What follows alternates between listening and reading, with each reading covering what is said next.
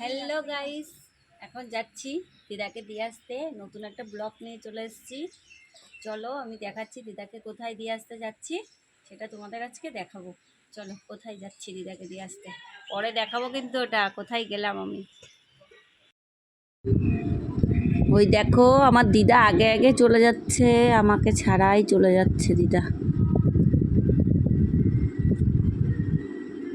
Auto চলে এসছে, স্টেশনেও চলে এসছি আমরা।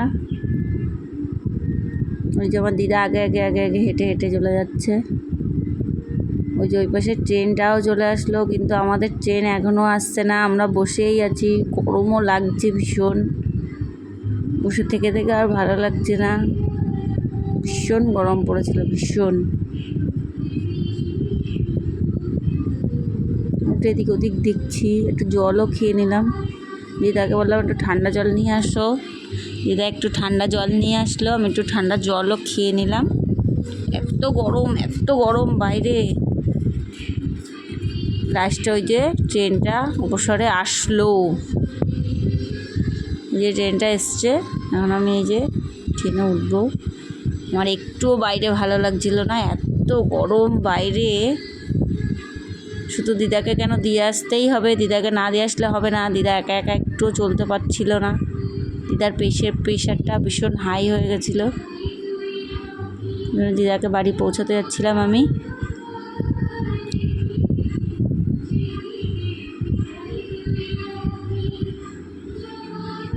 ট্রেনে উঠছি, এত ভিড়, বাপরে বাপ।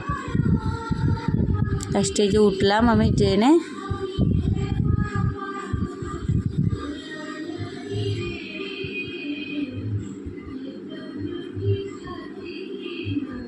এই ট্রেন ছেড়ে দিয়েছে।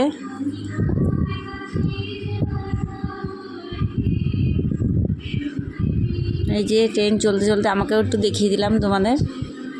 এই দেখো আমাকে, আমি ট্রেনে বসে আছি। দেখো ওই যে দিদা একা একা, দিদাকে দিয়ে আবার আমি চলে ফিরেও আসলাম।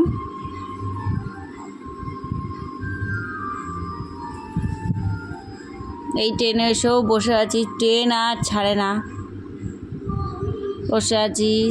এই যে একটা দোকানে গেছিলাম আইসক্রিমের বোল কিনতে। আইসক্রিম বানাবো, তোমাদের একটু শেয়ার করবো আইসক্রিম বানানো, তোমরা একটু দেখবে। এক এক পিসই ছিল ওটা, আর ছিল না।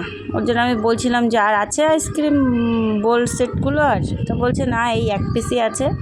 তো চলো এই একটাই নিয়ে যাই, কারণ আমার ছেলে খুব বায়না করছে আইসক্রিম খাবে বলে। ওই জন্য এই এক পিসই নিয়ে আসলাম। দোকানটাকেও একটু দেখিয়ে দিলাম যে দোকানে এই জিনিস পাওয়া যায়। এই যে আমি বেরিয়েও গেছি, বাড়ি চলে এসেছি। বলো তো আমি কোথায় গেছিলাম? দিদাকে দিয়ে আসতে গেছিলাম বনগাঁতে। আমি বলেছিলাম যে আমি তোমাদের বলবো, কিন্তু আমি তোমাদের বলিনি, দেখিয়ে দিয়েছি। বাড়ি চলে এসেছি এখন। বাড়ি এসে অনেক কাজ এখন করতে হচ্ছে।